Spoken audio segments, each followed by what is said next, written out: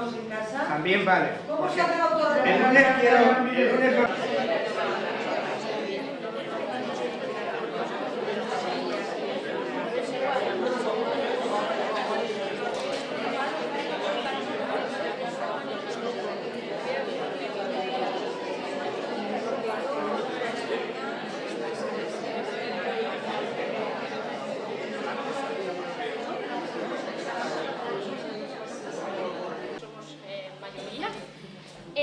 Lo primero, servicio técnico. Apagar los móviles, por favor, que no nos suenen a nadie. Buenas noches. Porque después, esta es la segunda actividad que en el centro vamos a realizar en torno a la semana del 8 de marzo, festividad que sabéis que celebramos la fiesta de la Dona. Dentro de las actividades que ha programado el Ayuntamiento, el centro y fundamentalmente el seminario de arte, sabéis que tradicionalmente venimos haciendo una actividad que siempre se relaciona con temas en los que la mujer de alguna forma es la protagonista en las cuestiones del mundo del arte.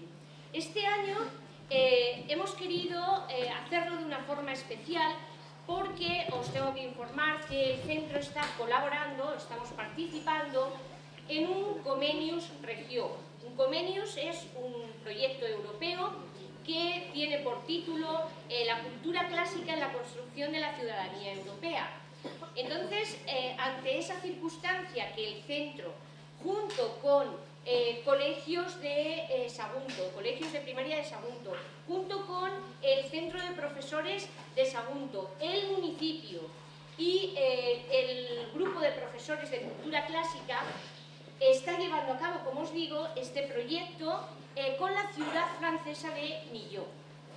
Entonces, se está estudiando la importancia que tiene la cultura clásica en la construcción de la ciudadanía y del pensamiento europeo. Entonces, nosotros habíamos pensado desde el seminario que qué mejor ocasión que unir este mundo de la mitología clásica, que tantísimas posibilidades tiene dentro de lo que es el mundo del arte, unirlo con la visión de género, con lo que las mujeres han aportado o con la visión que se ha tenido de las mujeres dentro de los aspectos del arte. Claro, ante esa posibilidad, rápidamente pensamos en una persona en la que se conjugaban los dos aspectos. Ella es Mercedes Madrid, que ahora os la presentaré. Ella es una profesora, es doctora en filología clásica, pero que además de saber muchísimo de la cultura clásica, tenemos la grandísima suerte de que ha estudiado, estudia y plantea los temas desde el punto de vista de género, de la visión de género. Entonces dijimos, ella es la persona ideal para cubrir este aspecto que a nosotros tanto nos interesa reseñar. Recordaros que vamos a hacer dos actividades en este sentido, trabajando con la mitología. Hoy es la primera y el miércoles que viene, ya así de una forma más casolana, más de casa, haremos otra actividad que también tiene relación con este tema de la mitología y la mujer. El seminario de arte, José Vicente, Ramón y yo, y el profesor, el jefe del departamento de lenguas, vamos a presentaros el miércoles que viene una pequeña actividad en la que estudiaremos 3 mitos que les hemos titulado, les hemos llamado la seducción, las mujeres seducidas, mujeres engañadas por Zeus. Entonces, os esperamos también a las 6 de la tarde el miércoles que viene para seguir trabajando el tema de la mitología y para seguir disfrutando con el arte y con la visión de género que se le da a las imágenes, al imaginario del arte. Bien, Mercedes Madrid, os la presento, es, a ver si van entrando,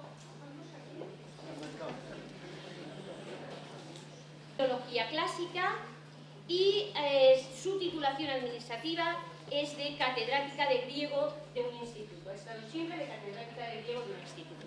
Pero además, y como mérito muy conseguido y muy trabajado, tiene la medalla al mérito del trabajo, la medalla de oro al mérito del trabajo, por toda su labor. Labor que ha desempeñado, como os decía, fundamentalmente en los aspectos relacionados con el género. Mirad, os voy a nombrar algunas de las publicaciones de sus libros más importantes y algunos de los artículos en los que ella ha expresado este sentido, esta vía del estudio. Por ejemplo, Dinámica de la oposición masculino-femenino en la mitología griega. Otro libro muy interesante, por cierto, La misoginia griega.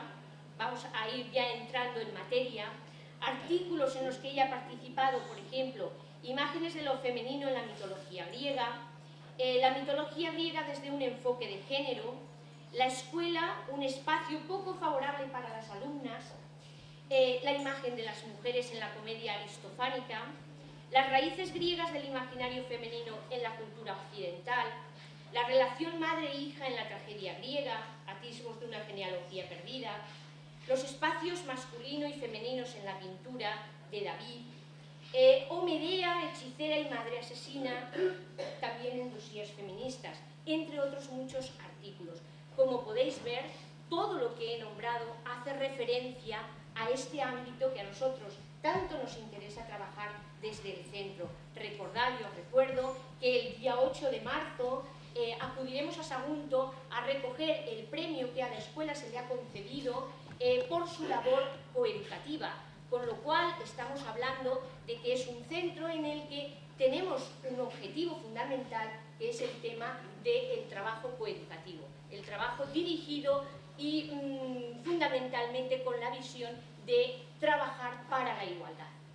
Entonces yo ya me callo, os dejo con Mercedes, todos tenemos muchísimas ganas de escucharla, yo fundamentalmente, y le agradezco muchísimo que tan amablemente nos haya dicho sí. En el momento que le propusimos el tema, ella dijo, sí, me apetece muchísimo ir, me apetece muchísimo estar con vosotros y compartir con vosotras y con vosotros este rato. Así que Mercedes, cuando quieras.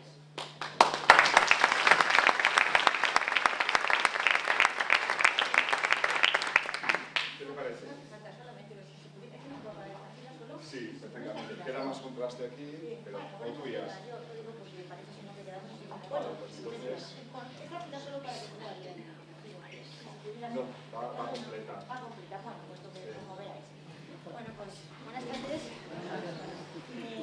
Muchísimas gracias por la invitación a la dirección del centro para participar en estas actividades. Muchas gracias a Carmen, que fue la que amablemente me hizo la invitación.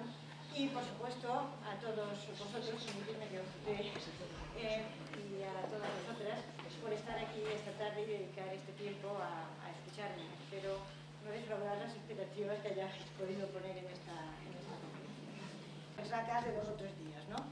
Pues por tanto, pido un poco de benevolencia si voy un poco más apagadita de lo que normalmente suelo ser. Lo cual por otra parte está bien, porque yo siempre voy un poco acelerada, ¿no? Bien, yo voy a hablar de Afrodita. Venus, como sabéis, es como la llaman los romanos, y a petición de Carmen, pues voy a hacer hincapié no tanto en la mitología de esta diosa, que habría que dar varias sesiones, sino en la recepción que ha hecho el arte occidental de este personaje, ¿no? Bien, no voy a utilizar el micrófono, creo que todavía me queda voz de cuando daba clase, pero ya estoy jubilada. Si no se oye, sí que lo poneré, pero si se oye, no se oye, ¿no? Pues entonces, no tapo a nadie, ¿no? Vale. Bueno, pues, más o menos se tiene una idea de que Afrodita nació de la espuma del mar. De hecho, hay una etimología, que es una etimología de esas populares que le gustaban a los griegos, que hace derivar el nombre de Afrodita de una palabra griega, afros, Hesíodo, el poeta Hesíodo. A ver, ahora ya. Pues hace derivar el nombre de Afrodita de la palabra griega afros, que significa precisamente espuma. De manera que Afrodita nace de la espuma del mar. Lo que a lo mejor no se sabe tanto es que no es una espuma cualquiera, no es la espuma de las olas sobre las rocas o de las olas sobre ellas, sino es una espuma muy especial, como voy a intentar explicar ahora. Afrodita es una diosa muy antigua. Afrodita surge al principio del universo, en un momento de lucha de los dioses por la soberanía divina. Los dioses están en lucha por ver quién va a ser el rey de los dioses. Y es producto de un acto de una violencia brutal. En este fresco de Vasari, del Palazzo Vecchio de Florencia, tenemos a Crono en el momento en que está segando los genitales de su padre. Es decir, Crono va a castrar a su padre Urano y con este acto va a ocupar el trono de los reyes hasta que a su vez va a ser desplazado por su hijo Zeus. Pues bien, en este momento, o después de este momento de la castración, cogió los genitales del padre, que acababa de segarlos, con esa guadaña que, según Vasari, pasó a Occidente, que fue con una guadaña. No fue una guadaña, fue una hoz, según la mitología griega, y los arrojó al mar. Y según nos cuenta Hesíodo, ahí tenéis el texto de Hesíodo, alrededor del miembro inmortal del dios Urano surgía una blanca espuma y en medio de ella nació una doncella. Afrodita la llaman porque nació en medio de la espuma. Es decir, que Afrodita nació de la espuma, del semen que salía del miembro de Urano mezclada con el agua y la espuma que hacía del mar. Es decir, que es el producto de dos principios masculinos, del Ponto, del mar, y Urano, que es el cielo. De ahí nació Afrodita. Nada más nacer Afrodita, inmediatamente se unió a ella su compañero, que luego pasaría como su hijo, pero que en la mitología griega de Hesíodo había nacido ya antes. Era la fuerza que impulsaba ese efecto creador de los elementos, de dónde iba a surgir el universo. Esa fuerza, en este fragmento de una kílix, de una copa griega, se llama Eros, es el primero que tenemos ahí, ¿lo veis? Ese es Eros, que está acompañado de dos personajes alados más. El tercero se llama Hímeros, en griego, que lo traducimos por deseo. Porque estos dos personajes que acompañan a Eros, diríamos que desarrollan el concepto que para los griegos tiene Eros, que traducimos por amor. Y que nosotros, llevados de la idea del amor que nos ha llegado del siglo XIX, que es un amor romántico, un amor donde parece que es... ahí tiene componentes de comprensión, de eso de amor para toda la vida, un poco de amistad, eso que los griegos llamaban simpatía, comprensión. No es ese el concepto de Eros que tenían los griegos. Eros es el impulso sexual, Eros es la pasión. Por eso Eros, en los elementos que lo componen, está el deseo, y ese otro personaje se llama Pozos, que en griego no tiene traducción en castellano propiamente, pero que el campo semántico de la palabra pozos sería algo así como la añoranza, es decir, la desazón que se siente cuando uno desea a una persona y no está con ella. Es decir, la ausencia, ese dolor, esa añoranza melancólica, esa desazón que produce cuando uno está total y absolutamente abrumado por el deseo de alguien y no lo tiene. Un deseo que solo, una añoranza que solo se calma cuando uno posee a esa persona que desea y que desgraciadamente desaparece cuando la posee y luego te queda la añoranza de la añoranza que has tenido del deseo. No sé si me explico. Bien, por tanto, ese es el campo primitivo de actuación de Afrodita.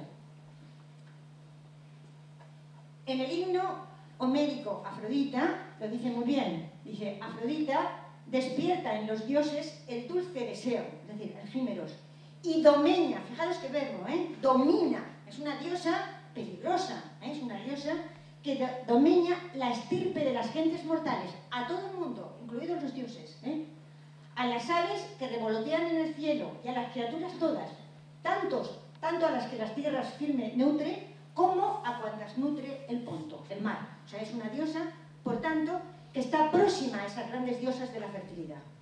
Lo digo porque nosotros decimos Afrodita, la diosa de la belleza. No, ese para los griegos es un aspecto secundario. Afrodita es una potencia del instinto sexual.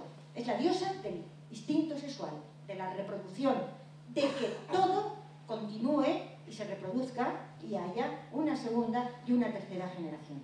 Por tanto, el dominio primitivo de Afrodita es el del instinto sexual, es la diosa del instinto sexual. Y no hay instinto sexual sin deseo. Es el deseo, por eso Eros es el erotismo, no es el amor romántico, es el Eros. Ahora bien, para un pueblo donde la estética es tan importante como los griegos, no puede haber deseo sin belleza. Por tanto, secundariamente, Afrodita pasó a ser la diosa de la belleza, que es un poco lo que ha pasado a Occidente. Y para los griegos, la belleza es lo que va también unido al amor.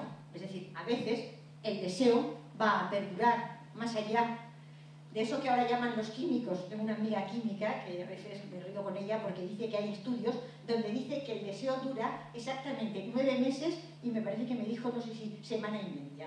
Que son lo que segrega, no sé qué cosa que se segrega no sé dónde, pasado el cual desaparece. Luego queda, no sé muy bien lo que queda, pero ya no es deseo.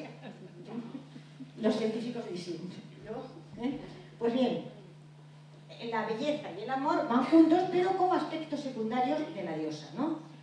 Por otra parte, también el hecho de que se asocie con la belleza va unido a un hecho mitológico muy conocido, que fue el juicio de París, cuando la manzana famosa, el pastor París tuvo que dárselo en el primer concurso de belleza, tuvo que dárselo a una de las 3 diosas que compitieron con él, con esa manzana de discordia, aquella que no fue invitada a las bodas de Tetis y Peleo, y París se la dio a Afrodita, pero no porque fuera la más bella, sino porque Afrodita, todas las 3 diosas lo sobornaron para que le diera la manzana, y París decidió que lo que le ofrecía Afrodita le parecía que era más deseable que lo que le ofrecían las otras 2, que era el amor de la mujer más bella del mundo, que era Helena.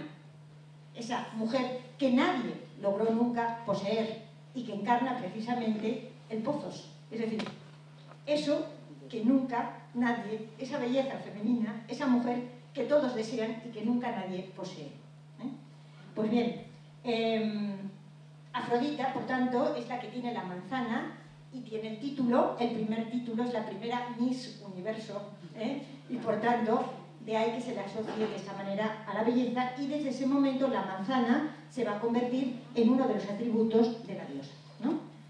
Bien, bueno, pues un poco aclarar esto, aunque bueno, pues Afrodita es la diosa de la belleza, por supuesto, pero que en su origen es más la diosa del instinto sexual, ¿no? Para los griegos, desde luego, ¿no? Y de ahí que esa connotación, que para los griegos, por eso es una diosa tremenda. Los griegos la tratan con muchísimo respeto y, por favor, siempre a regular distancia, porque el amor para los griegos trae más, a veces a la larga, trae más sufrimientos que placeres. Sobre todo porque estos suelen ser efímeros y luego siempre queda el dolor. Quizás sea porque es más difícil conseguir amores correspondidos que amores que terminen bien. Y sobre todo porque, según los griegos, cuando te posee estos instintos, cuando te posee Eros, uno entra en un estado de irracionalidad, hace muchísimas locuras y las casas y los hogares, todo acaba, pues como acaban las tragedias griegas, ¿no? O sea que, bien, por eso decía Platón, ahora que soy viejo, realmente puedo vivir bien alejado de las pasiones, y puedo dedicarme a saborear de las cosas alejado de todas esas locuras de la juventud, ¿no? Pues bien, vemos la iconografía, que es de lo que se trata. En las primeras representaciones que nos han llegado de Afrodita son de la cerámica negra, de figuras negras que hemos visto antes. Esta es del siglo V, de figuras rojas, Y si os dais cuenta, en todas ellas Afrodita aparece vestida. En esta de aquí abajo es otro juicio de París. Veis cómo aparece con Eros en la mano, con Cupido, que le van a llamar luego los romanos, para su atributo, para un poco designar que ya cada diosa suele aparecer con un atributo, con un objeto que es lo que la define y lo que permite a los espectadores distinguirlas de las otras diosas. Pero daros cuenta que aparece total y absolutamente vestida, ¿no? Incluso en las poquitas escenas que tenemos en cerámica sobre su nacimiento, en ninguno de ellos aparece desvestida, aparece desnuda. Fijaros ahí ese nacimiento con una concha, pero una concha que yo diría que es de un berberecho, ¿no? No parece la típica concha a la que estamos acostumbradas, que es una concha ya de procedencia del Renacimiento, la concha la Vieira, ¿no? La concha de Santiago, ¿no? Ese es un berberecho, ¿eh? Una concha de berberecho, ¿no? Pues ahí la tenemos naciendo del mar, no nace ahora de la espuma del agua, nace con la concha, que va a ser luego también uno de sus atributos, y está rodeada de dos dioses, Hermes a la izquierda, y a la derecha, daros cuenta que lleva el tridente, es Poseidón, el dios del mar, y luego Eros, que está a su lado. Fijaros que las figuras masculinas están desnudas, y ella, sin embargo, no se le ve, está cubierta por la concha, ¿no? Bueno, sabéis que la representación de las figuras masculinas se hace desnudas, no es un desnudo erótico, es el desnudo heroico. Desde el primer momento los dioses se representan, no desde el primer momento, se esculpen desnudos y a partir del siglo V en la cerámica se representan también desnudos, pero las diosas siempre se representan vestidas. Ahora veremos hasta qué momento. En la escultura lo mismo, en este relieve, que es el más antiguo que tenemos de representación de Afrodita, es el trono Ludovisi, está en Roma, vemos el nacimiento de la diosa, parece que está desnuda, pero no lo es. Si os fijáis en el cuello, en la zona del cuello, ¿veis ahí? El resto como de una camisa, ¿no? O sea, que como si naciera con una camisa puesta, lo cual es casi va contra natura, pero indica el empeño del escultor por pintarla por no pintarla desnuda, ¿no? Y no es porque en esa época no se esculpieran figuras femeninas desnudas, porque en ese mismo trono, en el lateral, aparece una figura desnuda, pero es de una flautista, es de una hetera, es decir, es de una mujer que participa en un simposium de vida alegre, es una mujer de vida alegre, va desnuda porque es, pues eso, una hetera, una prostituta, y estas mujeres, pues lógicamente pueden ir desnudas porque ya sabemos a lo que se dedican. Pero no se le ocurre al escultor desnudar a Afrodita, ni muchísimo menos, porque ya se sabe que pobre de los hombres que intentan ver desnudas a las diosas. Hay mitos que nos hablan de los terribles castigos de aquellos mortales, no que buscaban ver desnudas a las diosas, sino que, aun sin querer, como el pobre Acteón, que iba un día por el bosque, oyó ruido, fue a ver lo que pasaba y de pronto vio en el río a unos seres maravillosos, unas mujeres, le parecieron a él, unas mujeres maravillosas que se estaban bañando, y ahí resulta que eran Artemis y las ninfas. Y eran tan maravillosas que no tuvo el reflejo de salir por pies, y claro, la diosa se dio cuenta e inmediatamente lo convirtió en ciervo y sus propios perros lo devoraron, ¿no?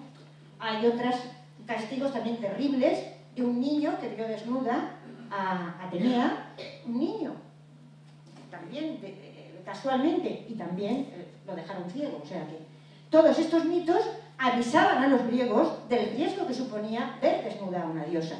Y también nos dice otra cosa, que los griegos soñaban cómo sería el cuerpo de las diosas, en sus fantasías, ¿no? Pues bien, a nadie se le ocurría desnudar a una diosa, ni siquiera a Afrodita, que es la diosa del instinto sexual, del acto sexual y de todo lo que tiene que ver con la sexualidad. No se le ocurría, ¿no? Bien, nos ha llegado, bueno, este es el frontón oriental del Partenón, Fidias, ahí la tenemos, Afrodita, es esta en posición sedente, está recostada sobre Artemis. Bueno, supongo que Carmen nos habrá explicado, o el profesor correspondiente, las maravillas de la técnica de los paños mojados, pero está vestida, ¿no? Se atribuye a Fidias, esta es una copia romana, ahí veis la manzana, lleva la manzana, se la conoce como la Venus Genetrix, es el nombre que se le ha dado, y se le atribuye, es una copia de una estatua de Fidias del siglo V. Y esto parece contradecir lo que vengo diciendo, porque si os dais cuenta, lleva un pecho descubierto. Y durante mucho tiempo pues se pensó, bueno, bien, podía ser como un atrevimiento, porque al fin y al cabo, pues es la diosa del sexo, y bueno, pues venga, de alguna manera. Y por otra parte también el pecho, en aquella época, diríamos no tiene tanta connotación erótica como luego lo va a tener para Occidente. Pero, sin embargo, tenemos otras copias donde la vemos que el pecho está cubierto. Luego, probablemente esta copia romana haya descubierto el pecho, ya en Roma, después de los desnudos de Afrodita de época posterior a los que ahora inmediatamente me voy a referir. O sea que no tenemos ningún testimonio fehaciente que nos diga que antes del siglo IV hubiera ninguna representación de la diosa Afrodita desnuda, que es a lo que vamos, puesto que de lo que se va a tratar aquí es del desnudo femenino, ¿no? Bien. Bueno, pues sirva esto de antecedente, no me puedo detener más, hasta que llegamos al 330 a.C., siglo IV a.C., al gran Praxíteles, que sabéis que es uno de los grandísimos escultores, después de Fidias, de Grecia. Pues bien, Praxíteles, este es un mapa de Grecia, ahí hay una islita, a ver si aquí se ve mejor, es la isla de Kos. Los habitantes de Kos le encargan a Praxíteles, que tenía una larga cola de encargos, una estatua de Afrodita. Y Praxíteles, que se conoce que debería de estar soñando, se atrevió a esculpir a una Afrodita desnuda. Llegaron, diríamos, desvestida, como dice la profesora Pedraza. Los griegos esculpen desnudos a los dioses y desvestidas a las diosas. Desvisten a las diosas y esculpen desnudos a los dioses. Hay una diferencia importante de matiz en estas dos expresiones, ¿no? Bueno, pues desnudó a Afrodita. Llegaron los griegos y se quedaron horrorizados y dijeron, para nada que nos llevamos esa estatua, la que nos puede caer, buena es Afrodita, para nada. Y entonces los que estaban detrás de ellos, a la cola, que buscaban también una estatua de Praxíteles, que eran sus vecinos de enfrente, ya sabéis, las guerras que hay entre vecinos, dijeron, pues no se hable más, para nosotros. Y entonces ellos se llevaron a esa Afrodita que había esculpido Praxíteles. Y consiguieron con eso su fortuna, porque se llevaron la estatua más famosa de toda la antigüedad. Y desde ese momento, la ciudad de Cnido se convirtió en un centro de peregrinación, pues diríamos que fue la precursora del turismo. Todos los años desembarcaban cantidades ingentes de peregrinos solo para contemplar esa maravilla de la que se hablaba en todo el ámbito del mundo conocido, de esa estatua que parecía que sonreía, parecía que respiraba, parecía que hablaba. Tal es el impacto que nos ha llegado sobre la maravilla de esa estatua en numerosísimas fuentes de numerosísimos escritores de la antigüedad, la descripción de esa estatua, ¿no? La pregunta que hay que hacerse primero es decir, ¿cómo se atrevió Praxíteles a desnudar? ¿En qué se escudó? Pues muy sencillo, se escudó nada menos que en Homero, en la poesía. Homero era el que había descrito cómo eran los dioses. Él encontró en uno de los cantos de la Odisea, en el canto 8 de la Odisea, encontró un fragmento donde se hablaba del baño de Afrodita. Y entonces él lo que hizo fue representar el momento en que Afrodita se bañaba. Es decir, hizo lo mismo que en la Edad Media van a hacer los pintores para pintar un desnudo, que es valerse del texto de la Biblia. La Biblia que decía que en el paraíso terrenal Adán y Eva estaban desnudos, pues van a pintar desnudos en contra de lo que opinaba la Iglesia, porque la Biblia decía que estaban desnudos.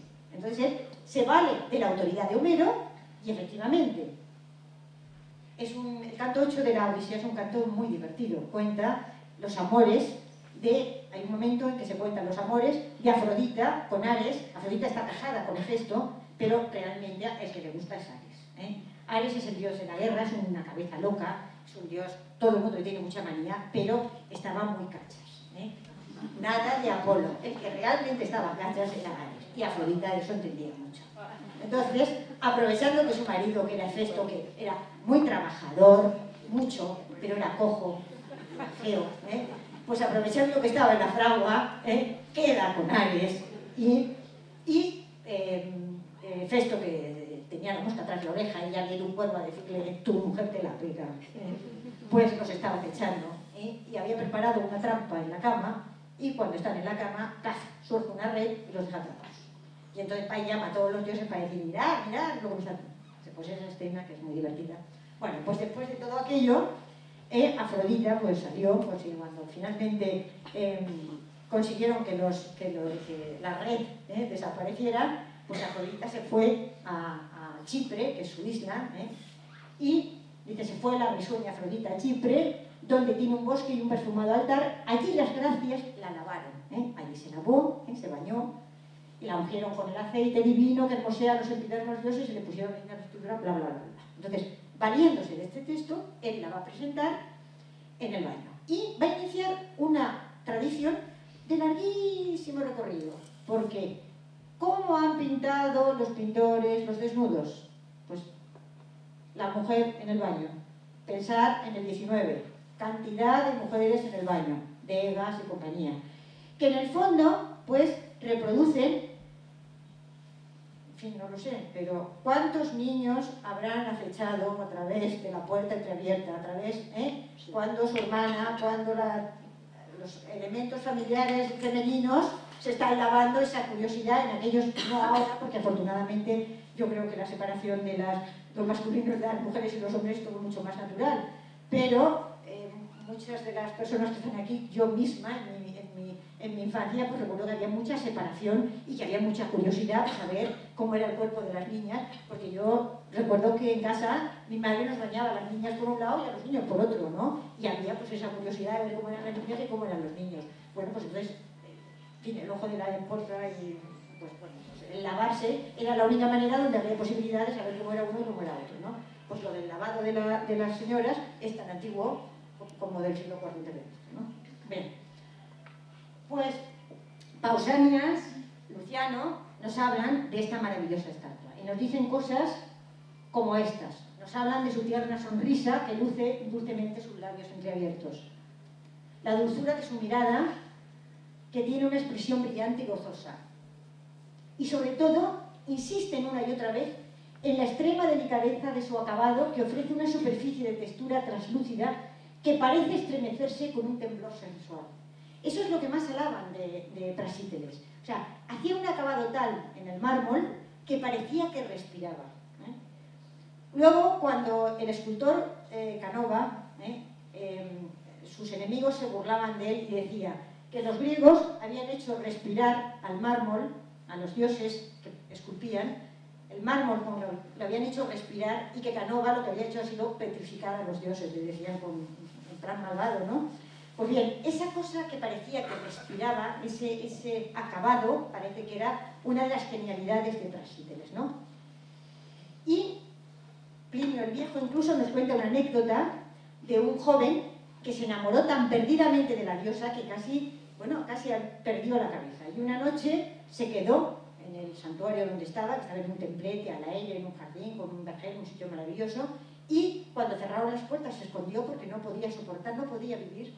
Y a la mañana siguiente, cuando abrieron, pues lo encontraron con una cara total y absolutamente enloquecido.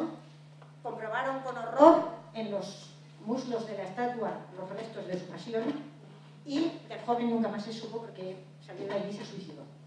Pues anécdotas de estas contadas, ¿no? Bien, claro, lees todos estos textos y te dices, Dios mío, ¿cómo sería, no? Sobre todo cuando lo explicas en clase y los chicos dicen, pues ¿cómo será, no? Y claro, luego viene la cruda realidad. Esta estatua desapareció en el siglo V. Nos han quedado 49 copias. Y son todas copias romanas. No hay ninguna copia de la griega. Son todas copias romanas, probablemente, que estarían en jardines. Y es algo así como si desapareciera la Torre Eiffel y dijéramos, y no hubiera fotografías ni nada, ¿cómo es la Torre Eiffel? Y tuviéramos que hacernos una imagen de los recuerdos que nos traen. Pues claro, una pálida imagen, ¿no? Pero en fin, es lo que hay. Pues bien, esta es la que está en Roma, una de las copias que está en Roma, y esta también, una está en el Museo Vaticano y la otra está en el Palacio Altenis. Ahí la veis, que tiene una mano colocada sobre el pubis y que se interpretó que lo hacía por pudor. No. En el caso de Praxíteles colocó ahí la mano, no por pudor, sino siguiendo una tradición de las antiguas divinidades orientales. Coloca la mano sobre el pubis para indicar, esa es mi fuente de poder. Está colocándola como la colocaban las divinidades, Astarte y las demás divinidades. O sea que está indicando su atributo, igual que otros dioses pues llevan la corona de laurel si fuera un Apolo, ¿no? Y en la otra mano, desmadejadamente, se ha quitado las vestiduras porque va a entrar en el baño. Es una mujer que va a entrar en ese momento, es una figura femenina que va a entrar en el baño, ¿no? Bien, desde el momento que se esculpe esta imagen, se constituye en el canon por excelencia de la belleza femenina. Sus proporciones, su armonía, es un modelo durante toda la antigüedad. Es decir, toda la belleza femenina a partir de ese momento se mide como referente esta estatua. Es decir, en la distancia de un pecho a otro, del pecho a la cintura, de la cintura a la pierna, de la pierna a la rodilla, la anchura, o sea, se mide todo, bueno, ya sabéis cómo son los griegos, ¿no? La pierna tiene que tener tantas veces la cabeza, en fin, todo perfectamente medido. Es el canon de la belleza femenina por excelencia. Y a partir del Renacimiento, también para la belleza occidental, ¿no? Quizás de las copias que nos han quedado, esta que se conoce como la cabeza Kaufmann, solo está la cabeza, quizás sea de las más bellas que nos quedan, quizás ella nos pueda dar una idea de por qué luego, a partir del siglo XVI, también se convirtió en un referente de belleza occidental, de la belleza femenina occidental, hasta el siglo XIX, ¿no? Esta está en el Louvre y vale la pena contemplarla, porque es una copia romana, pero es de las mejores que nos han quedado, ¿no? Bien. Bueno, una aclaración. Lo que se va a convertir en el referente de la belleza occidental a partir del Renacimiento no va a ser propiamente la Afrodita del Nido, la Afrodita de Praxíteles, esta de aquí, esta, ¿no? Sino esta de aquí. Es decir, lo que se conoce como la Venus de Medici, que está en Florencia, que es una copia griega de lo que se llama la escuela neoática, porque a partir del siglo II y el siglo I, los griegos se dedican a copiar las grandes imágenes del siglo IV y del siglo V.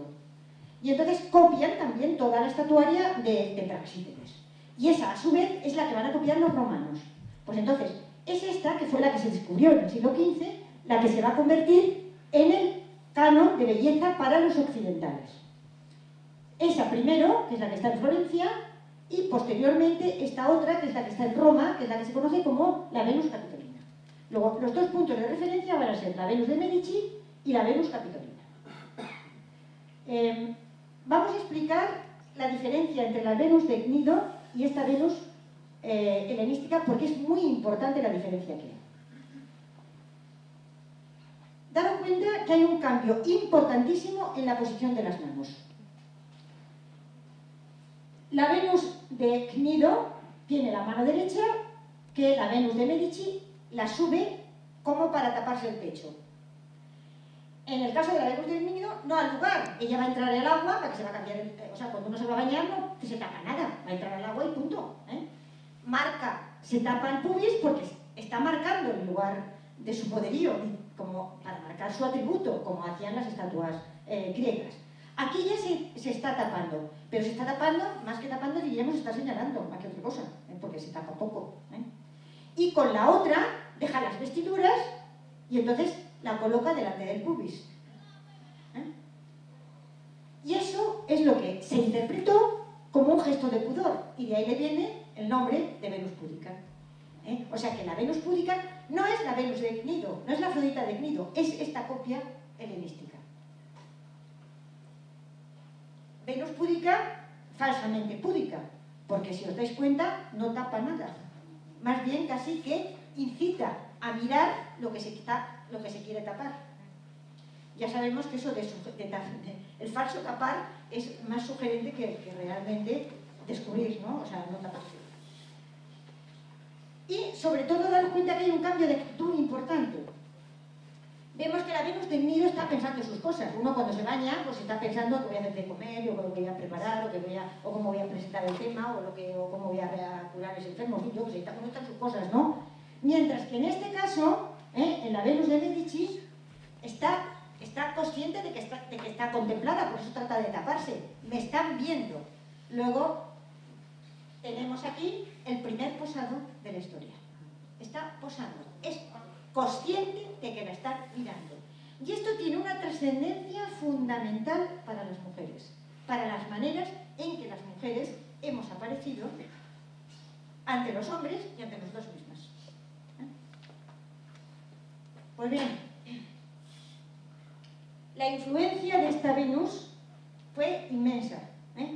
En Roma se hicieron miles y miles y miles de copias, jardines, en mansiones y demás. E incluso, fijaros, que hasta en las estatuas sepulcrales aparecían matronas, mirad la cara, que es una matrona, en el cuerpo de una Venus. Que te quedas así como diciendo, Dios mío, seguro que sería una matrona de lo más respetable y ha querido que en su sepultura, en su tumba, aparezca de esta manera, ¿no? O sea que es sorprendente, ¿no? Pues hay varias de estas, ¿no? Vale. Bien. Veamos ahora la recepción en el arte occidental. Bueno, hay una fecha clave, en 313, el cristianismo es declarado religión oficial del Imperio Romano, como todo el mundo sabe, y se supone un cambio fundamental en la consideración del cuerpo desnudo. De ser motivo de orgullo, como había ocurrido en Grecia, en Roma menos, pero también en Roma, por la herencia griega, pasa a convertirse en sede del pecado. Ahí está la Iglesia cristiana con esa consideración del cuerpo desnudo. No del cuerpo, pero sí del cuerpo desnudo.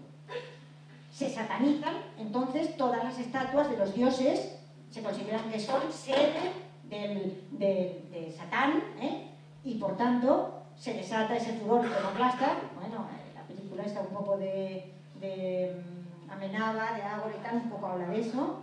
Y se destruyen todas las imágenes, las de bronce se funden, las de mármol bueno, y en medio de todo esto pues se perdió muchísimas estatuas, ¿no? No fue el caso de la Venus de Cnido, que pasó a Bizancio, desapareció en un incendio, no sabemos si fortuito o provocado. Probablemente fuera lo segundo, ¿no? Bien. En la Edad Media desaparece el concepto de arte que había en la antigüedad, desaparecen por supuesto los desnudos, pero como decía, pervive en dos temas por imposición de la Biblia. La crucifixión, y ya resulta paradójico, que una religión que considera que el desnudo tenga en los altares el cuerpo de un dios desnudo, pero en fin, esas son esas cosas que pasan, ¿no? Y el tema de Adán y Eva.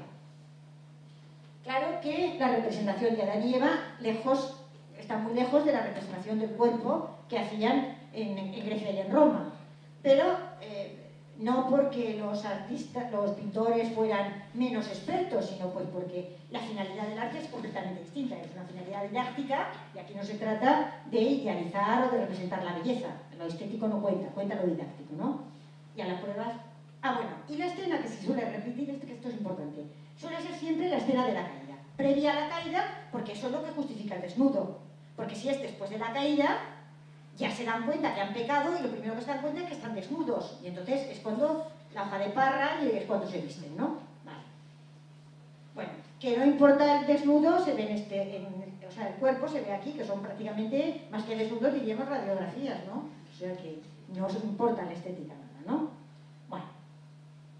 De vez en cuando queda el recuerdo de la antigua estatuaria grecolatina, y ahí tenemos en este templo del púlpito de la Catedral de Pisa, de Pisano, esta representación de la templanza y la prudencia, como veis, sigue total y absolutamente la tipología de la Venus púdica, ¿no?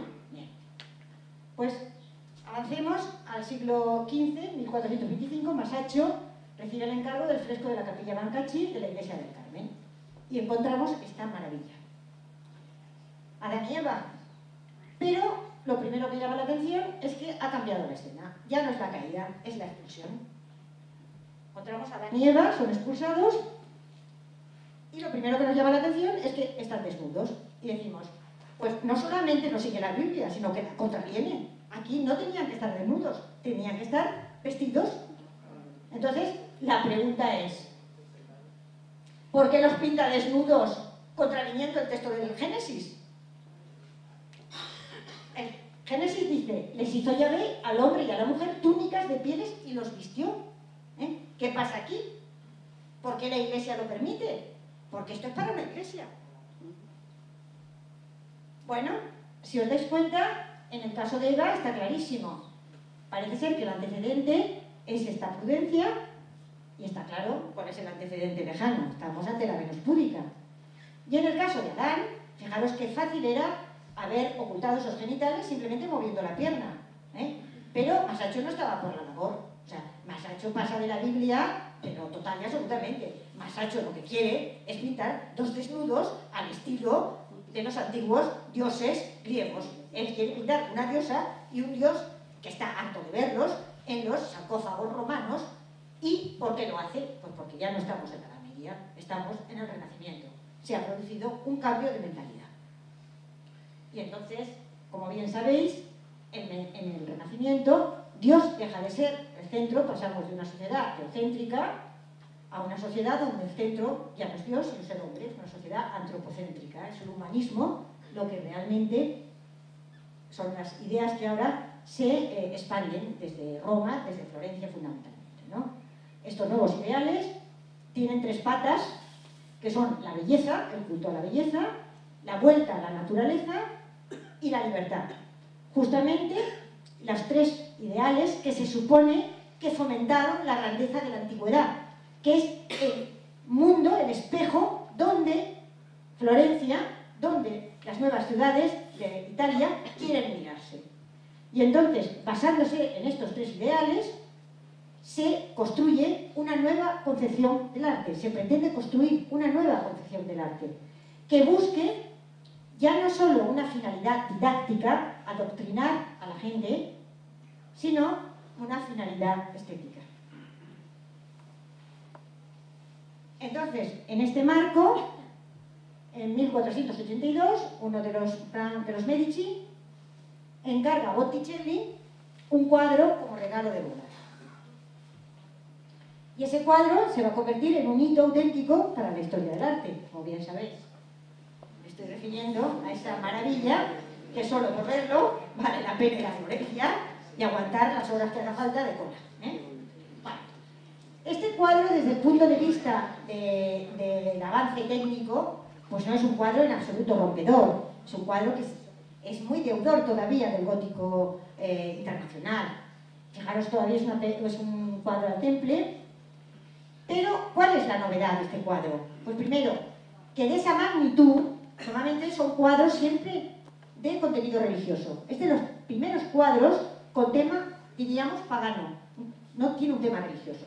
Y segundo, un desnudo, el primer desnudo femenino del Renacimiento. Tenemos esa maravillosa y, por otra parte, imperfectísimo cuerpo desnudo de una diosa, ¿no? Que, repito, tiene todavía mucho de gótico, ¿no? Bueno, no me voy a entretener porque este cuadro es muy conocido. Ahí tenemos a Venus, que acaba de llegar, suponemos que a Chipre, en esa concha que ya es la concha que conocemos, la concha una viera, ¿no?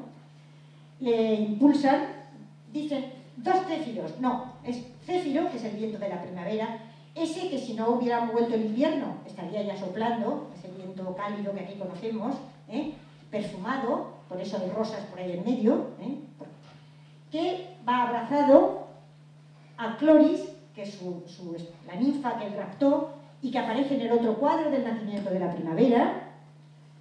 Esas rosas indican ese viento perfumado ese que dentro de poco, sobre todo cuando estábamos en los institutos con adolescentes, ya empieza aquello a removerse, pues nosotros también, aunque tengamos una edad también, en fin, decimos, oye, tales, aquí sobre todo en el Mediterráneo, bueno. Y la rosa es uno de los atributos de Afrodita, las espinas del amor, ¿no? La rosa tiene las dos cosas, ¿no? Bueno, la diosa llega, le está esperando una hora, una de las hijas de Zeus, que eran 3, luego pasaron a ser 4, porque pasaron a representar las estaciones. En este caso es la primavera, fijaros cómo lleva todas las flores en esa túnica, y cómo en sus pies, conforme va avanzando, haciendo, bueno, claro, este cuadro cuando se ve de cerca, se ve todo ese tapiz de flores maravilloso. Bueno, no me voy a entretener mucho más en esto, ¿no? Bien, ¿cuáles son las fuentes clásicas? Que es un poco lo que se espera de mí. Pues nos dice Plinio que el pintor Apeles, del que desgraciadamente no nos ha llegado nada, que también era un virtuoso del calibre de los Fidias y los Pasíteles y company, había pintado un cuadro maravilloso de Afrodita naciendo, que es la Afrodita Anadiomene. Anadiomene creo significa saliendo del mar. Y había hecho una descripción de la que no nos ha llegado prácticamente casi nada. Ahora veremos solamente un eco que nos ha llegado en una estatua griega que se encontró en el fondo del mar, que está en Rodas, que a mí vale la pena ir a Rodas, aunque no sé por verla, porque es preciosísima, pequeñita pero preciosa. Pues de esa descripción de Plinio, Poliziano había compuesto este poema, que parece que fue el que inspiró en el que se inspiró Botticelli, ¿no? Por los céfiros lascivos empujada, veríais la diosa que del mar salía, exprimiendo cabellera remojada, mientras otra mano el pecho la cubría. Esa es la Afrodita de Rodas, ¿no? Que veis que se está, pues ese gesto por otra parte tan femenino, es una maravilla, además se le ve muy bien ese pulido del mármol.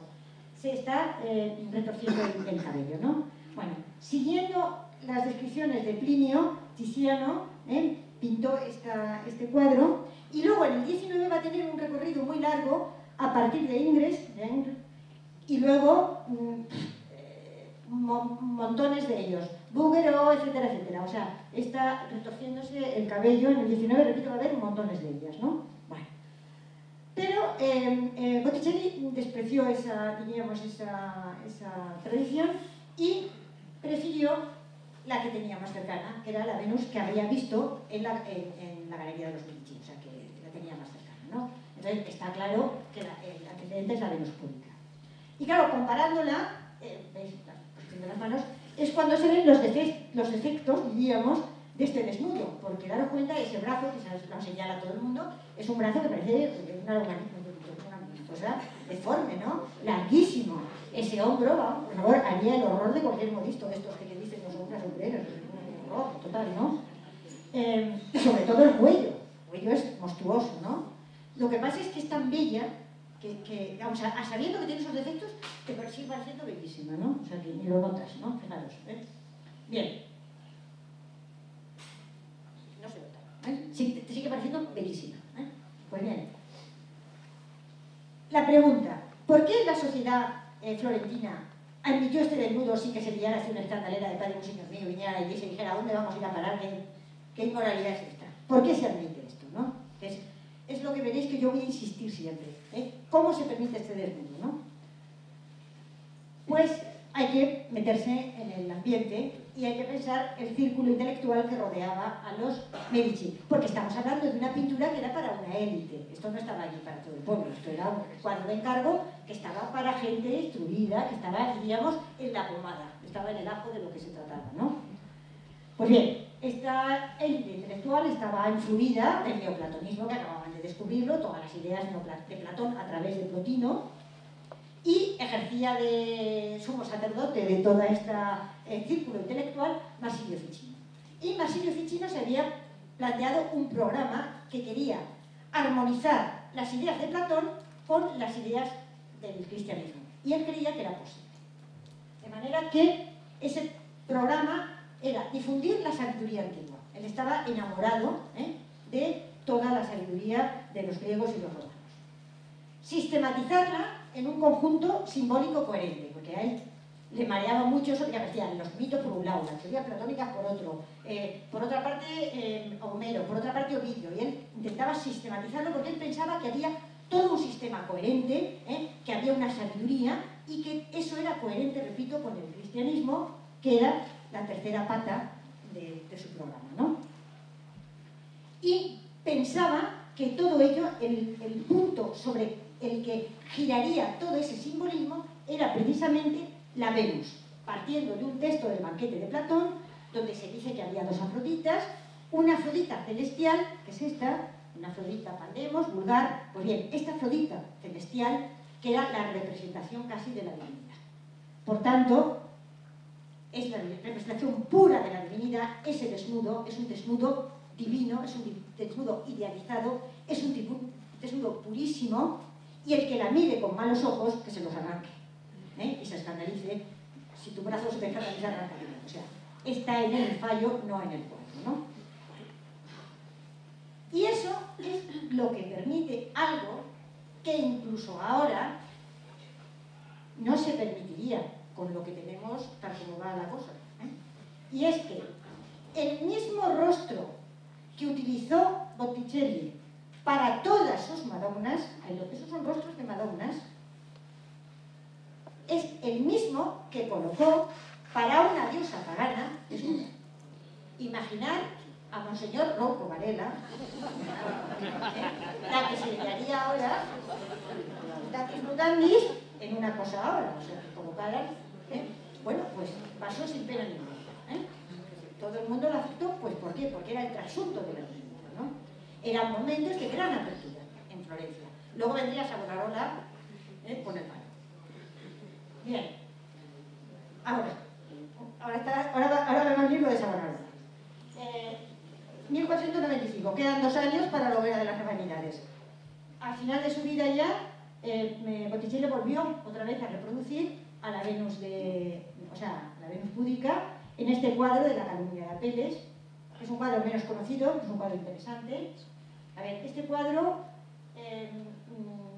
es una éxtasis de Luciano de Samosata, lo representa siguiendo un relato de Luciano de Samosata, donde cuenta que el pintor Apeles fue acusado ante Ptolomeo IV, y entonces él pintó un cuadro para defenderse. Y entonces él intenta reproducir ese cuadro.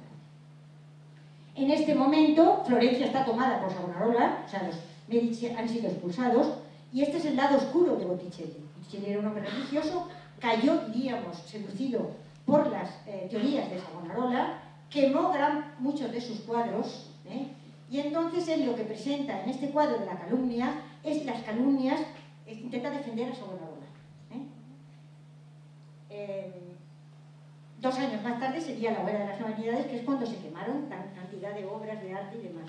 Y luego un poquito después, pues Savonarola también fue quemado. O sea, todo, bueno.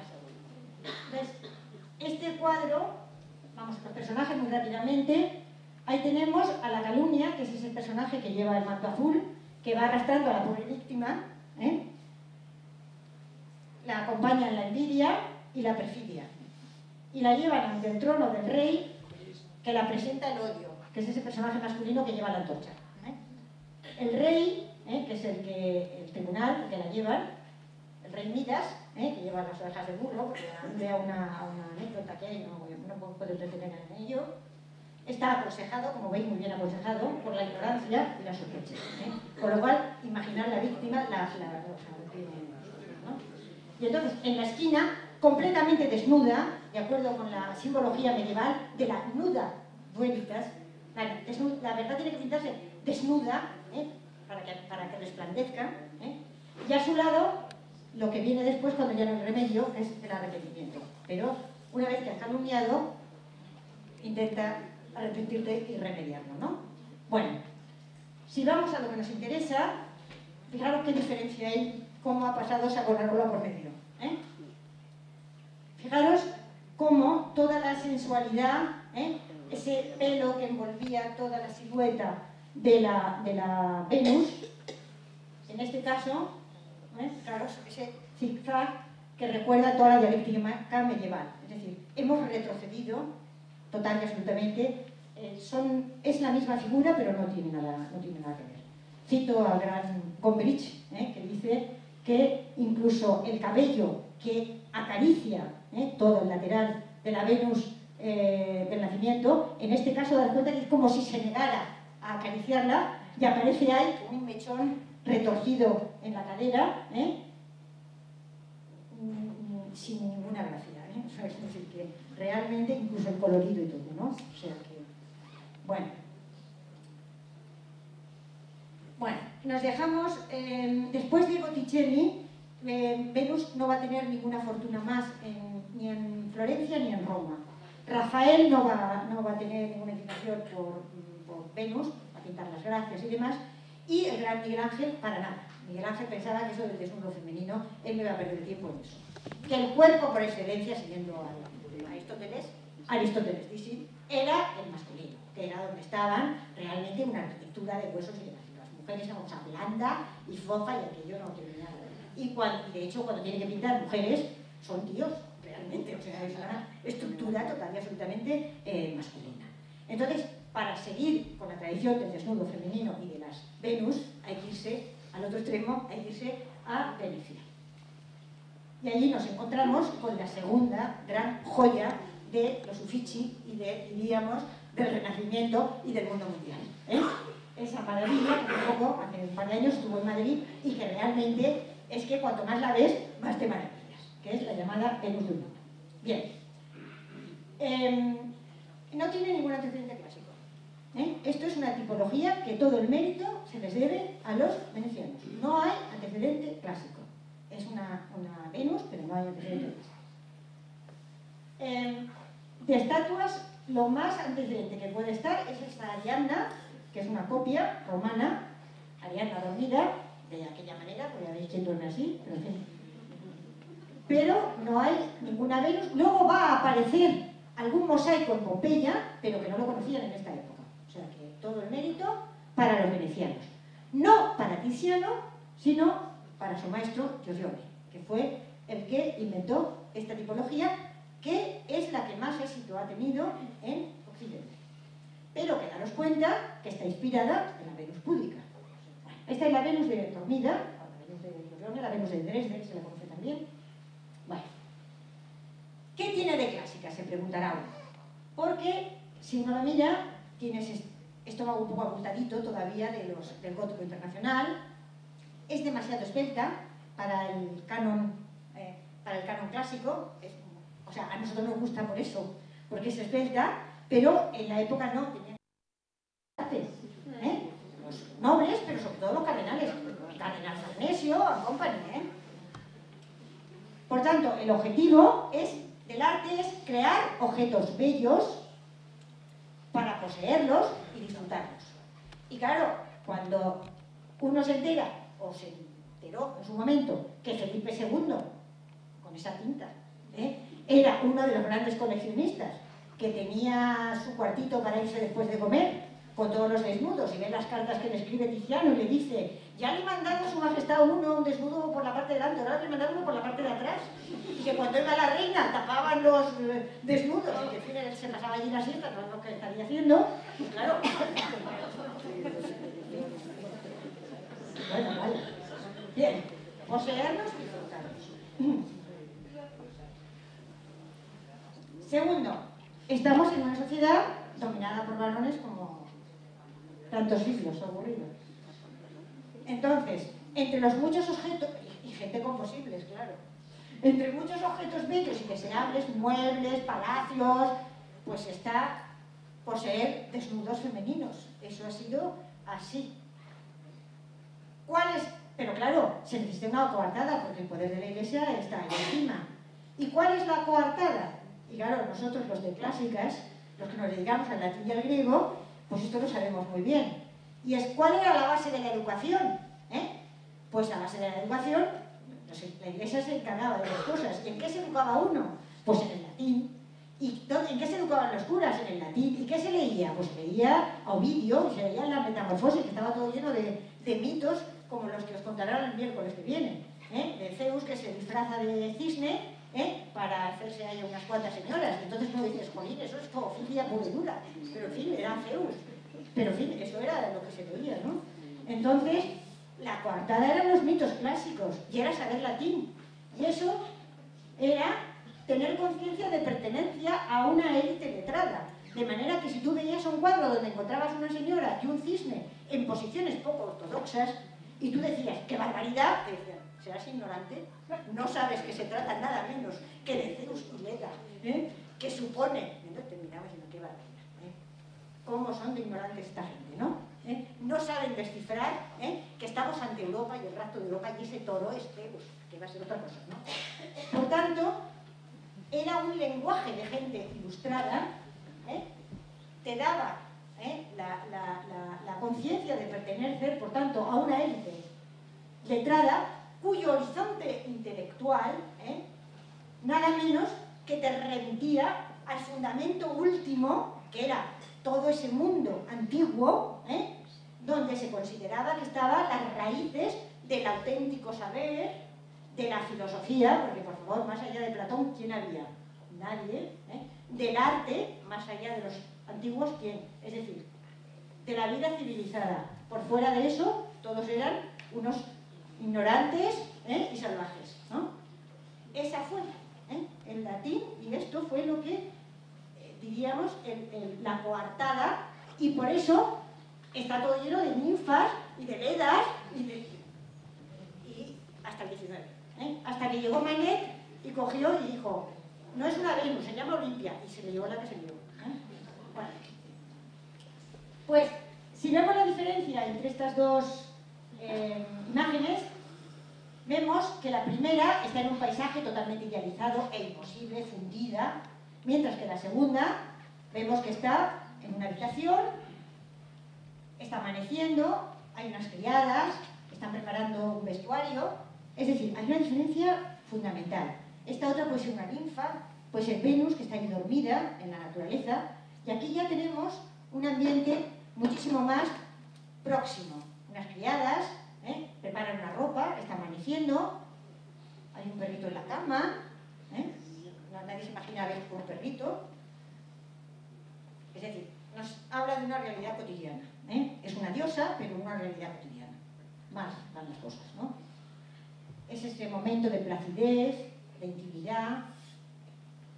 Lleva unos adornos, una pulsera, una cenefita en la cabeza, un pomo, un buquet. No sabemos si alguien se ha ido o está esperando a alguien, porque en el amanecer. Y sobre todo, fundamental, ella está durmiendo arriba y aquí está despierta. Está despierta y ¿a quién mira? ¿A quién está mirando? ¿A quién la mira? Al espectador dueño, al dueño que va a poseer ese cuadro y que se está ofreciendo a ese dueño. ¿Qué significa esa mirada? ¿Cómo es esa mirada? Pues esa mirada de estoy desnuda, estoy en la cama, me estás contemplando, soy estupenda y aquí estoy. ¿Sí o no? Además, eso está acentuado por el hecho de que daros cuenta que se recorta además para una escena erótica. El erotismo requiere espacios, no requiere grandes naturalezas que se espanta la cosa, no, requiere una cierta intimidad. Se recorta además, daros cuenta cómo se recorta ahí la habitación. Y luego daros cuenta también otra cosa, como el cuerpo de ella es la parte de abajo de acá del cuadro, la parte baja, esa está colocada en primer plano hacia el espectador, el punto de mira está en alto, es decir, el espectador la mira. Si la visteis en Madrid, tú no miras y estás en el cuadro. Tú dominas, el espectador domina desde arriba. Es decir, todo hace como un ofrecimiento hacia el dueño o el espectador. Entonces la pregunta es, ¿realmente pretendió Tiziano pintar una diosa, aunque se llame una Venus? ¿O pretendió pintar una cortesana, por llamarlo finamente? Pues realmente pretendió pintar desde luego un bello desnudo femenino que se ofrece pasivamente, y yo creo que eso está claro, a un espectador dueño que quiere deleitar su vista con esa contemplación. Hay otras teorías que no son contradictorias con estas, que se complementan, que dicen que este tipo de cuadros, porque es muy curioso esta cosa de los renacentistas de regalar cuadros para matrimonios desnudos femeninos. Entonces hay teorías que dicen que eran de iniciación a la novia, es decir, que cuando entrara en el dormitorio nupcial viera ya una mujer desnuda, eso le quitara un poco el pudor, de decir, bueno, no pasa nada, y ahí, mira, yo sé lo que ella hace, un poco. Bueno, pues sería de agradecer, la verdad es que sería de agradecer, porque si nadie la había iniciado, bueno, pues no vienen mal unas ayuditas, ¿no? Y este es, efectivamente, fue un regalo de boda, parece ser derivado de la Rovere, de la boda y de Julia Varano. Entonces, hay un texto de Friber sobre el poder de las imágenes que dice que los desnudos ayudan a nacer criaturas, o sea, opinaban en aquella época que los desnudos ayudaban a nacer criaturas sanas y bellas, porque la contemplación de la belleza engendra la belleza. Y entonces uno se pregunta, si este cuadro es alargado, si va a estar colocado sobre el cabezal de la cama, ¿quién lo contemplaría mientras se engendraba la belleza? Bueno, pero no eran unos modernos, pensaban que había muchas culturas, ¿no? No sé. Bueno, eso es por eso. Bien. En el siglo XVII y XVIII no tenemos ninguna Venus púdica. Hay una Venus maravillosa que sale delante, pero no es la púdica. Yo me voy a limitar solo a ella, porque no tiene esto muy largo, ¿no? Pero sí que se hacen copias y copias y copias de la Venus de Medici, todo como si fuera, o sea, como si fueran recuerdos de ahora de turismo, ¿no? Por ejemplo, en este cuadro tenemos ahí a Watelet en su escritorio frente a una Venus de Medici. ¿La veis ahí? La tenían allí presente, ¿no? Es interesante también, por ejemplo, Stephanie, la tribuna de los Uffizi, da un mareo, ¿verdad? La tenéis ahí, la veis ahí, abajo tenéis la del vino, y formaban parte dentro de lo que era el gran tour de los viajeros, de lo que ofrecían. Ahí estaba, dar cuenta en una posición de primera línea, ¿no? Vale. Bueno, vayamos al 19 porque no me puedo entretener. Bueno, entonces en el 19, bueno, se dispara la demanda de desnudos, el despiporre, es el siglo del desnudo femenino. Bueno, el 19, para hablar de las mujeres, para no parar. ¿A qué se debe? Pues a la burguesía emergente. Es signo de buen gusto tener desnudo en casa. ¿Por qué? Porque es imitar a la nobleza que hasta ahora había monopolizado esto. Entonces uno, supongo que no para enseñárselo a todo el mundo, pero en fin, en su cuartito, su desnudo, para ver que es un signo de buena clase. Esta sociedad victoriana, hipócrita, de doble moral, Entonces, respetabilidad del matrimonio, mujer en casa, culto a la mujer es el altar, en fin, todo este tipo de cosas, y tropecientas mil prostitutas, burdeles y todas estas cosas. Bueno, eso que ya sabemos. Costumbres pacatas y proliferación del desnudo como nunca han habido, ¿no? Pues en la escultura, por ejemplo, este ejemplo de Thorvaldsen, este discípulo de Canova, tenéis esta Venus de la manzana, que imita un poco la Venus del Nido. No es la Venus púdica, pero ya se ha conocido las Venus del Nido que están en el Capitolio y un poco vuelve a ella.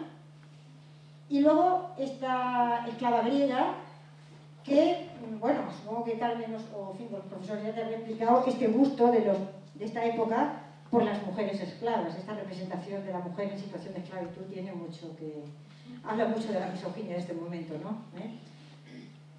Bien.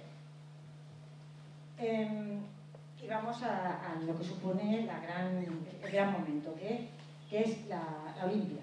En el 63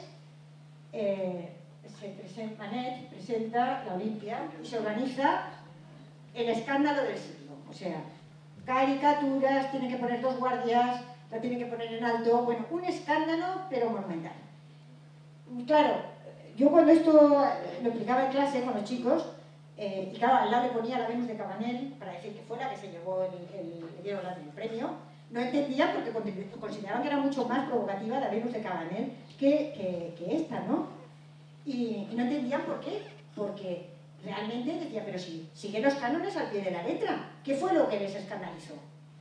Pues, por lo pronto el tema, pues les escandalizó que era un cuerpo sin idealizar.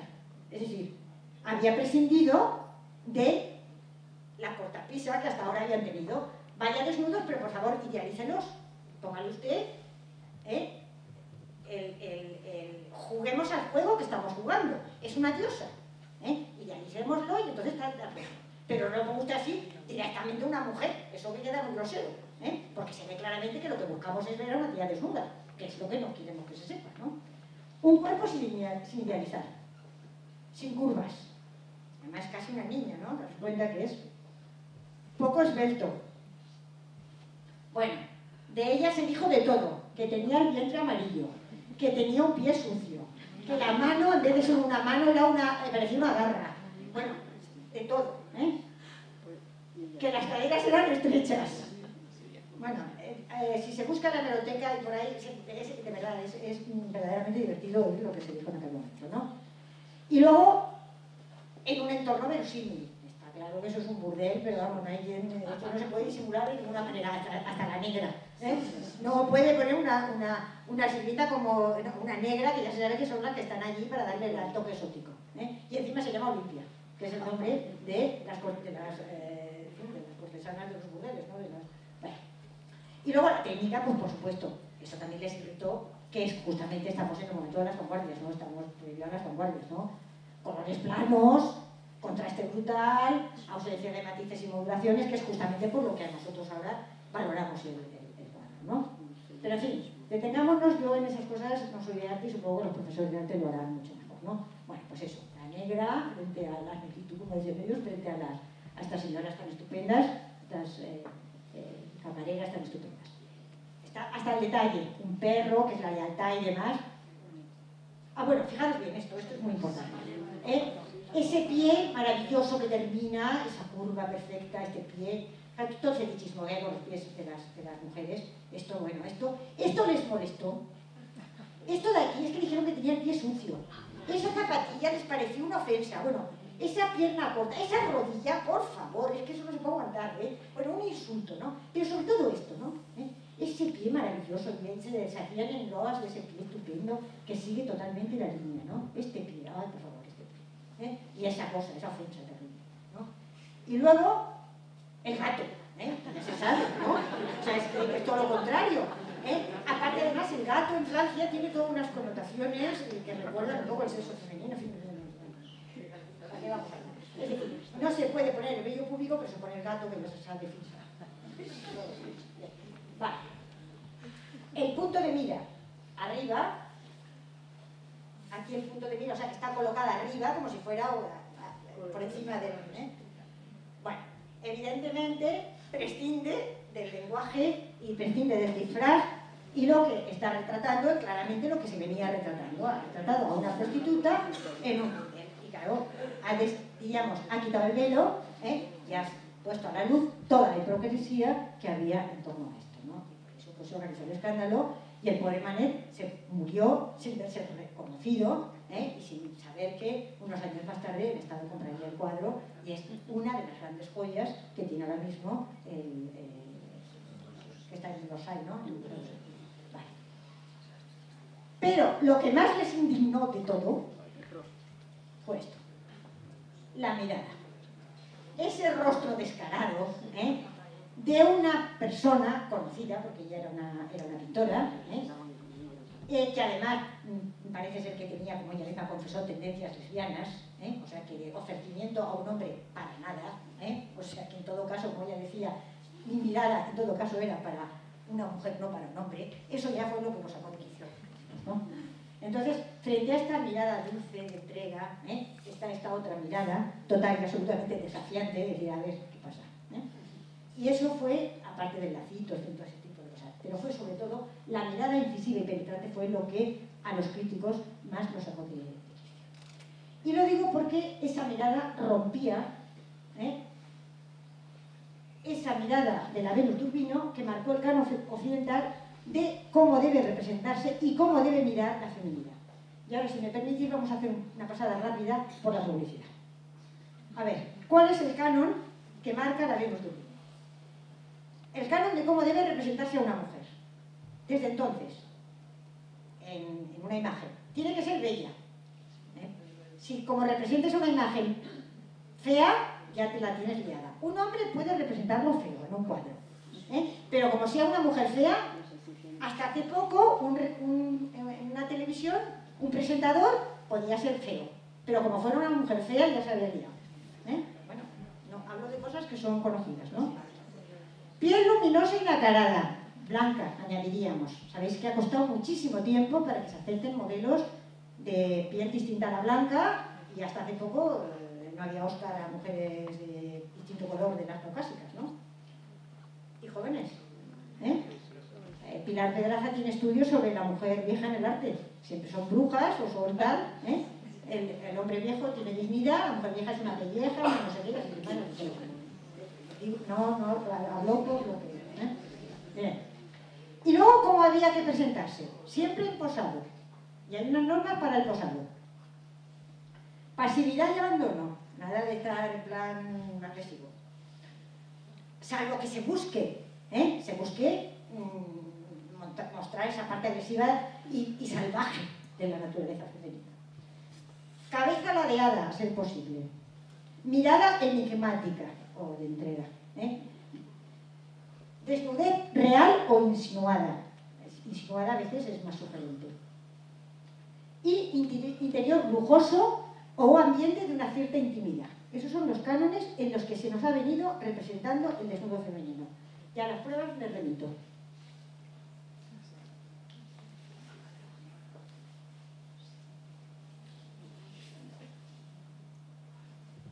Y ahora vamos a ver las miradas. Todas son miradas, fijaros, no hay de entrega, de espera, de ofrecimiento. ¿Sí o no? Es que hasta cuando están de espaldas vuelven para mirar. Y hasta cuando se miran en el espejo, te miran desde el espejo. Esto, o sea, por no hacerlo más largo, pero no tenéis más que mirar revistas. No están puestas al día, este es material que yo tenía cuando daba clase, pero bueno, es que las puedes poner al día. Entonces, bueno, la cita de Berger aquí está muy clara.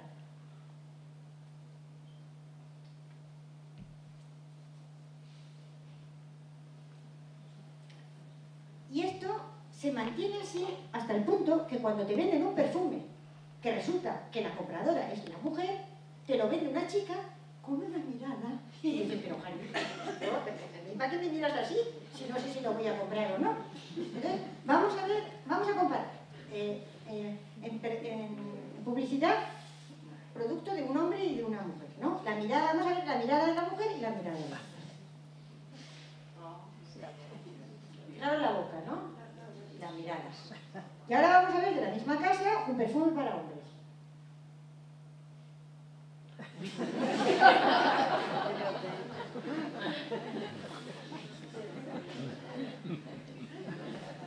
¿No hay mirada?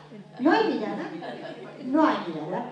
Y cuando hay mirada, pues hay un problema. Porque es o una mirada agresiva, o es una mirada interesante de que soy un ejecutivo, lo que sea. Fijaros bien en esas miradas, o es una mirada agresiva, o incluso con un gesto soez, o no se sabe muy bien. Y cuando han intentado poner, hay una de Beckham, que quieren ponerlo así, claro, inmediatamente lo quitaron porque quedaba fatal.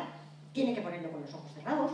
Entonces, hubo hace 4 años una clínica estética que lanza una campaña que se hace genial. Y ellos son más modernos que nadie y dicen, era para celulitis y cosas de esas. Y dicen, nada, las mujeres vestidas, somos muy modernos, y los hombres desnudos. Cuando todo el mundo esperaría que fuera al revés. Bueno, vale. Esas son las mujeres, vestidas.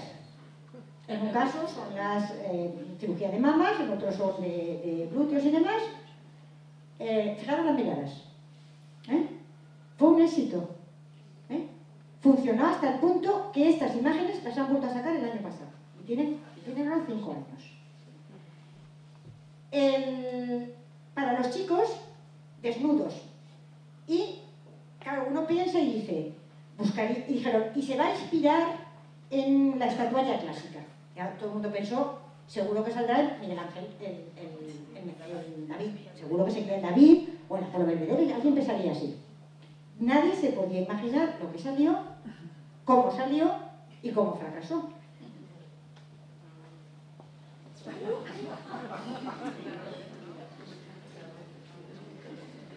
Y fracasó. Pero es que claro, podría ser de otra manera, ¿os lo imagináis mirando? Lo quitaron enseguida, no lo han vuelto a poner. Y el tío está cachas. Pero, bueno. Sí, fijaros, seguimos, o sea que sigue ella mirando y él cortado, Entonces, supongo que esto cambiará, porque esto va muy rápido, igual que de cualquier momento tendremos ya los desnudos integrales, que sabéis que están en Francia, que aquí los anuncios de desnudos integrales se están censurando, pero que en Francia ya están, Pues yo los espero verdaderamente con curiosidad para ver la mirada cuando aparezca un desnudo integral, a ver cómo miran, a ver qué pasa, porque ese es el problema. Por eso, cuando a alguna mujer que no está en estos ambientes le ofrecen una sesión de fotografía, tiene que saber estas cosas, porque si no, puede cometer un error y puede tener problemas. Y fue, independientemente, no quiero que aquí veáis ninguna connotación política en este caso, yo respeto lo que cada uno piense. Yo creo que fue un error que esta mujer se prestara a esto. Porque independientemente de lo que ocurrió, ese piececito, por favor, ese piececito,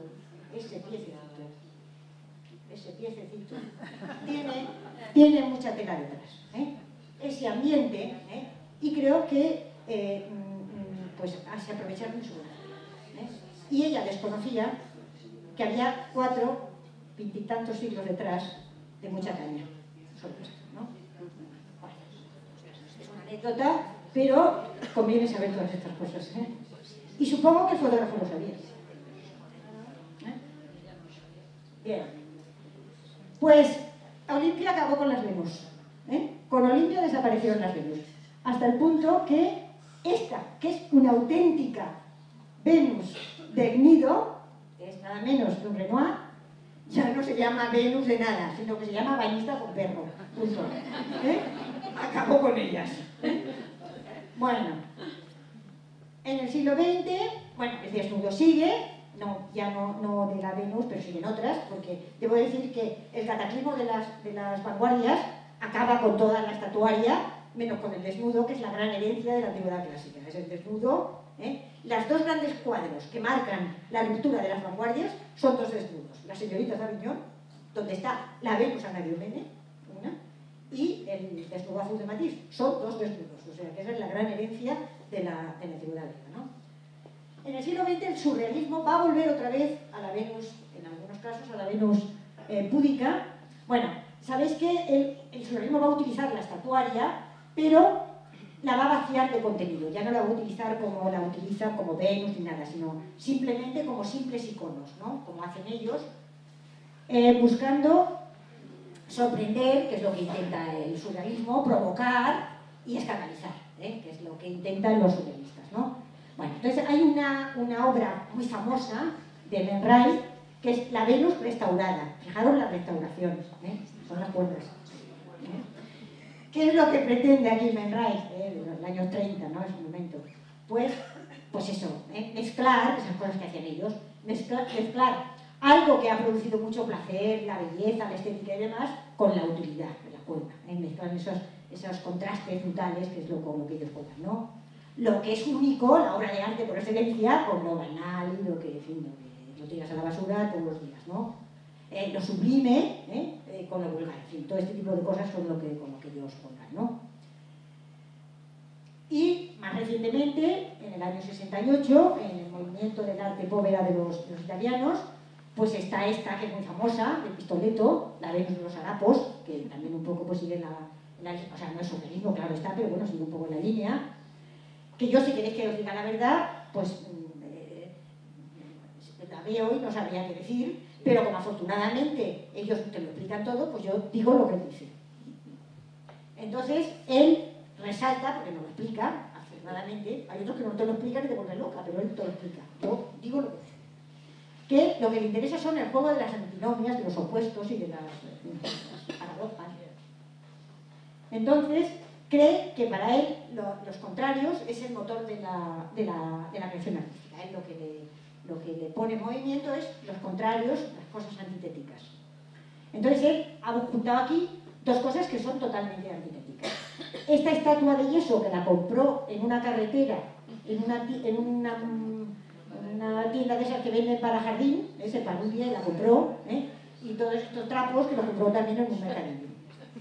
Bueno, entonces, él lo que ha puesto aquí ha unido ha sido lo multicolor de los trapos con la blancura del yeso de la estatua. La fealdad de los trapos con la belleza que representaría. Los desechos, ahí hay una fotografía. Desechos, fuera la hacha. Me acabo de dar cuenta de este momento. Disculpen. Como decían los clásicos, de vez en cuando, dormita Homerus. Supongo que el chute de la migraña ha pasado porque eso lo he terminado esta mañana, después de hacerlo. Me avergüenzo. Y lo valioso de la estatua, ¿no? Bueno, y ahora viene la segunda parte, que es lo que a mí ya me hace flipar, y es que dice que vemos a la Venus penetrando en esa especie de montón de trapos que forman una gruta. Y entonces él, que es muy freudiano, dice que lo que consigue en ese acto de la Venus penetrando en esa gruta es la unidad de los contrarios. La tesis de esas antítesis las ha juntado porque esa gruta representa una matriz, según la simbología antigua. La gruta es un símbolo de la matriz. Con lo cual tenemos a la mujer penetrando dentro de la mujer. Es decir, en la mujer está la unión. Gruta, ¿no? Bien. Por tanto, ahí tenemos la superación de las antinomias. Vale. En el 82 tenemos a esta Venus azul de Klein. Aquí ya, lo importante ya es el color y la forma. Simplemente la ha cogido y la ha pintado azul. Pues porque representa el cielo y el mar, porque desmaterializa, porque espiritualiza. En fin, entramos ya dentro de esto del formalismo y de todas estas cuestiones del arte moderno. Yo aquí soy muy poco experta, hablo por boca de ganso y no sabría explicar más. Y luego tenemos uno de los últimos Dalí, es del año 83, aparición del rostro de Afrodita del Nido en un paisaje. La tenéis ahí. Hay un triángulo, hay quien ha querido ver en este triángulo una premonición de su muerte. Supongo que porque muere en el 85, si hubiera muerto en el 96, pues no diría que era eso. Pero en fin, en cualquier caso, explicar los cuadros de Dalí de última época es muy difícil, entre otras cosas, a saber si era ya de Dalí o no. Pero en fin. Y luego hay dos fotografías que a mí me parecen muy bonitas. Estas estaban en la última exposición que ha habido en Madrid, en las lágrimas de Eros. Daros cuenta que es una alusión a la Venus de Cnido, pero daros cuenta de las manos cómo juegan, como ya no tapan, sino que va señalando un poco, una hacia abajo y otra hacia arriba. Daros cuenta esa boquita un poco. Es del 98, es un desnudo, el honeymoon de Curry. Y luego esta otra que a mí me gusta muchísimo. Aquí tenemos una triple conjunción. Tenemos la figura de Venus con Eva, la serpiente, y atención, Lilith, que es la mujer serpiente, la primera mujer de Adán, aquella que en los evangelios de la Biblia católica o cristiana no está, sino en los apócrifos. Y que además hay todo un homenaje a estos cuadros de finales del 19, de Lilith, donde aparece, en fin, todos estos cuadros simbolistas que son tan maravillosos, ¿no? Bueno. Y por último, en el 2005, Diana Grover tiene las performances, estas hay muchas veces, la hizo ahí en Buenos Aires, una performance de la Venus de Nacimiento de Venus, ¿no? Bien. En cuanto a la publicidad, pues adelgazar donde hace falta, ahí la tenemos. Esta es muy graciosa, que está, en Mazda, son pilas, o sea, me aparecen en cualquier sitio. El otro día, ayer fui a comprar unos vaqueros y vi que le dio ganas de arrancar la etiqueta, pero con un poco de corte, pues aparecía con unos vaqueros, la Venus de Botticelli. Este de Dolce & Gabbana es brutal, ¿eh? Este recuerda un poco a los Manet, al desayuno sobre la hierba, ¿no? Estas dos figuras masculinas vestidas, ¿no? Y este desnudo, ¿no? Es este contraste, ¿no? Es muy provocador siempre la publicidad de Dolce & Gabbana, ¿eh? Esta que tiene mucha gracia, ¿eh? De los chicos y las chicas. Y luego, pues, algunos homenajes. Esta que es muy tierna para nosotros, ¿eh? Esta que es más reciente. Y luego una que es un poco cutrilla y es así más casposa, pero que a lo mejor a los chicos les gusta más. Pues bien, muchísimas gracias.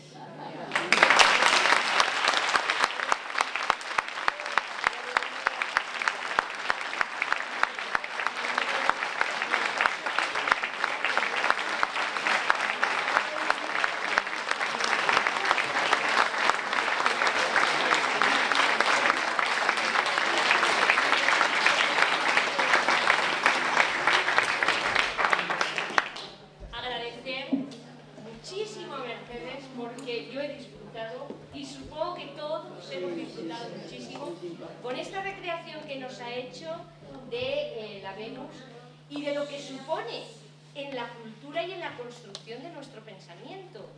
Es increíble cómo de algo que los griegos pensaron, claro, nos llega a nosotros como nos llega hasta nuestros días. En estos momentos, con la publicidad, que yo ya me he quedado, porque muchas veces este aspecto de la publicidad como que lo pasamos por alto y tenemos ahí...